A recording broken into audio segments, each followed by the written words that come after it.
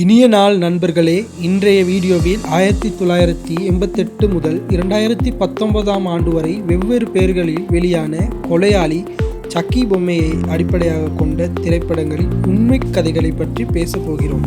ஆம், உண்மைதான் ஃப்ரெண்ட்ஸ். இந்த கதைகளை முழுமையாக தெரிந்து கொள்ள இந்த வீடியோ முடியும் வரை எங்களுடன் இணைந்து இருங்கள். எங்களுக்கு சேனலுக்கு நீங்கள் புதியவராக இருந்தால் இது போன்ற வீடியோக்களை தினமும் பார்க்க மறக்காமல் சப்ஸ்கிரைப் செய்யவும்.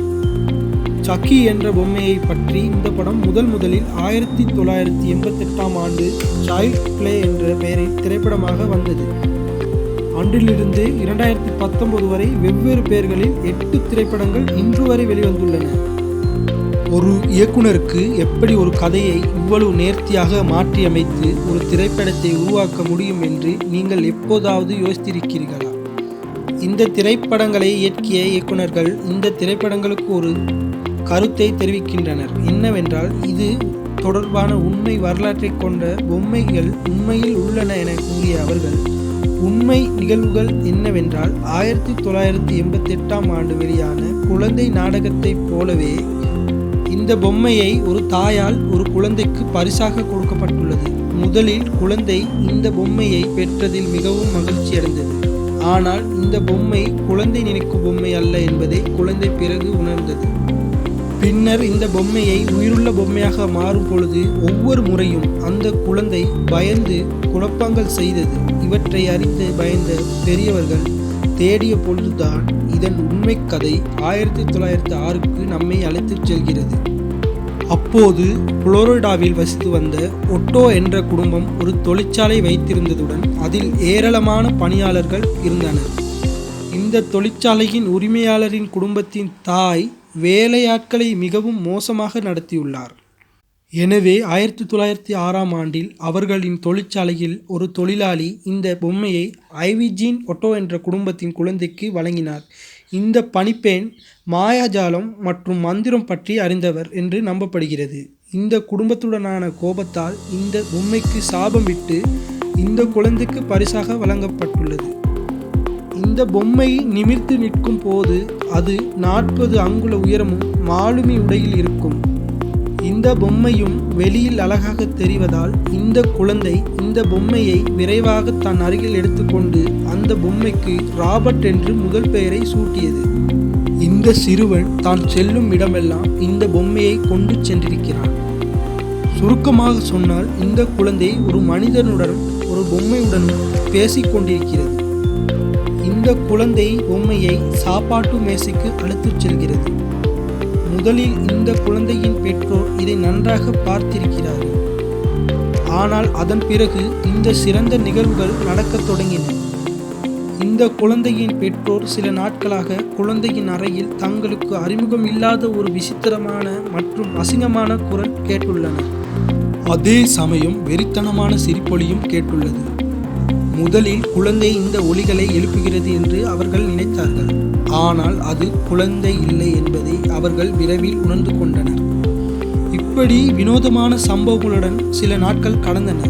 அதன் பிறகு இந்த சம்பவங்கள் அதிகரித்தது. இரவில் குழந்தையின் அறைக்கு யாரோ ஓடும் சத்தம் பெற்றோருக்கு கேட்டது.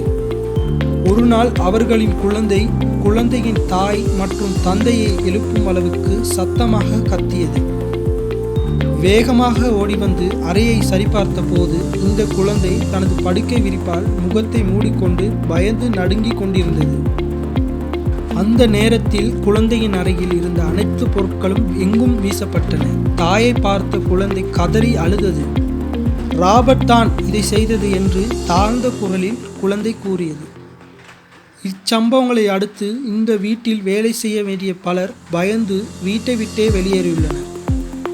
இந்த பேய் கதையை பரப்பிவிட்டதால் இந்த குடும்பம் ஒரு புதிய வேலைக்காரியை கூட நியமிக்க முடியவில்லை. அதன் பிறகு ஒரு நாள் குடும்பத்தினர் வெளியே சென்ற பிறகு வீட்டின் ஜன்னல் வழியாக ஒரு சிறு குழந்தை ஓடி வருவதை கண்டதாக அக்கப்பக்கத்தினர் கூறியுள்ளனர். மேலும் அண்டை வீட்டு ஜன்னலில் இருந்து ஒருவர் இந்த பொம்மையை பார்த்து கொண்டிருப்பதை பார்த்ததாகவும் தெரிவித்துள்ளனர். ஆனால் என்ன நடந்தாலும் இந்த குழந்தை இந்த பொம்மையை விட்டுவிட விரும்பவில்லை.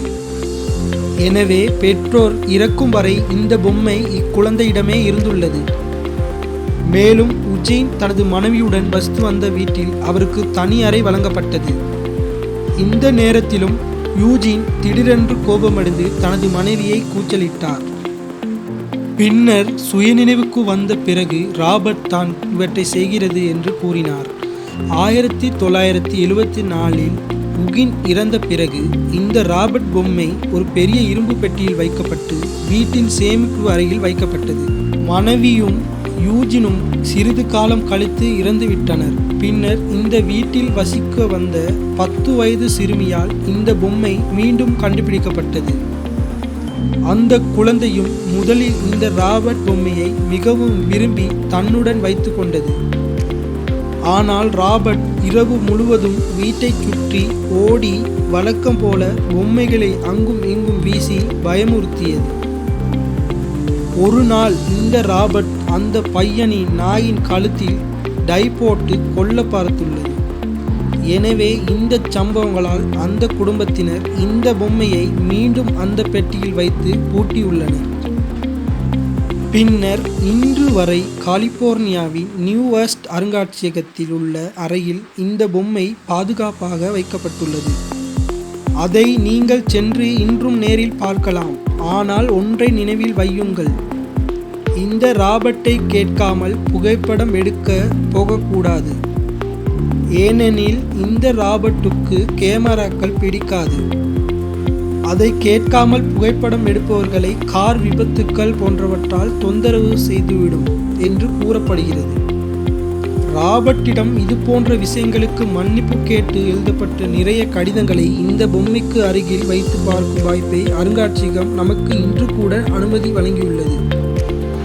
100 ஆண்டுகள் பழமையான இந்த பொம்மையை நேரடியாக பார்த்த சிலர் பொம்மையின் தோரணை மாறியதாக கூட தெரிவித்துள்ளனர். இந்த பிரபலமான கதைதான் பின்னர் சக்கி என்ற கதாபாத்திரத்தை உருவாக்கி பார்வையாளர்களுக்கு கொண்டு வர இயக்குநர்கள் முடிவு செய்துள்ளனர். இந்த படத்தை போலவே இந்த உண்மை கதையும் உலகில் உள்ள கோடிக்கணக்கான மக்களின் இதயங்களில் அச்சத்தை ஏற்படுத்தியுள்ளது. உண்மை கதையில் வேலைக்காரி செய்யும் டார்க் மேஜிக்கை சார்லஸ் லீ ரோரோ என்ற மனிதர் ஒரு பொம்மைக்கு இறக்கும் நேரத்தில் செய்வது போல இந்த படத்திலும் கொண்டு வந்திருக்கிறார்.